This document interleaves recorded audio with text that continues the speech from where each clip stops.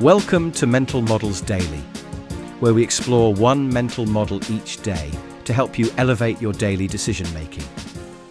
Today, we're examining a powerful strategic concept that helps us manage threats and problems: containment. Containment is a strategic approach that focuses on preventing the spread or growth of a problem rather than immediately trying to eliminate it. The key insight is that sometimes the most effective response to a threat isn't to attack it head-on, but to limit its ability to expand or cause further damage. It's like building a firebreak around a forest fire. You might not be able to immediately extinguish the blaze, but you can stop it from spreading to new areas. The most famous historical application of containment comes from the Cold War. In 1947, American diplomat George Kennan proposed the strategy of containment as a response to Soviet expansion.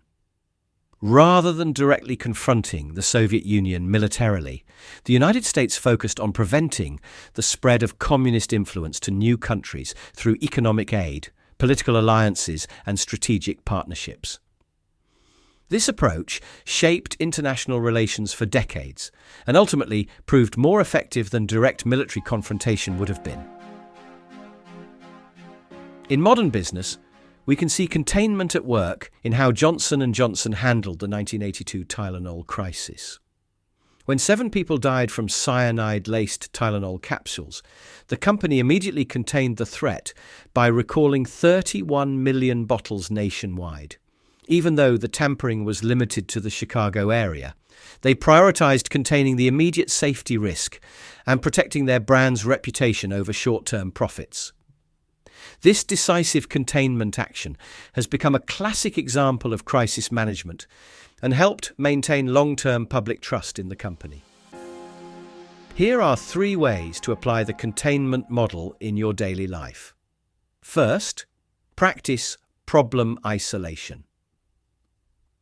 When facing a challenge, your first step should be to prevent it from affecting other areas of your life or work. If you're dealing with a difficult project at work, create clear boundaries to stop it from consuming your personal time or affecting other projects. It's like putting a problematic chemical in a sealed container before deciding how to neutralize it. Second, implement damage mapping. Before taking action on a problem, map out all the ways it could potentially spread or worsen. Then, focus your initial efforts on blocking these potential paths of expansion. For example, if you're dealing with a conflict in your team, first ensure it doesn't spread to other teams or affect client relationships before trying to resolve the core issue. It's like a doctor checking vital signs and stopping bleeding before performing surgery. Third, develop resource triage.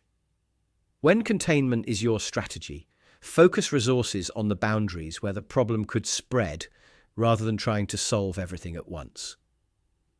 If you're managing a budget overrun in one department, prioritize preventing cost inflation in other departments before diving into a complete financial overhaul. It's like reinforcing the walls of a dam where they're most likely to breach. In conclusion, the containment mental model teaches us that sometimes the best first response to a problem is to limit its spread rather than trying to solve it immediately. By understanding containment strategy, we can prevent small problems from becoming major crises and manage large challenges more effectively. In a world where problems can quickly cascade and multiply, containment becomes an essential tool in our strategic toolkit. Thank you for joining me today on Mental Models Daily. Until next time, may your problems be contained, your strategies be sound, and your solutions be effective. For more mental models, please visit mentalmodelsdaily.com or find us on X or Instagram. Our podcast music was provided by the podcasthost.com and Alitu the Podcast Maker. Find your own free podcast music over at thepodcasthost.com/free music.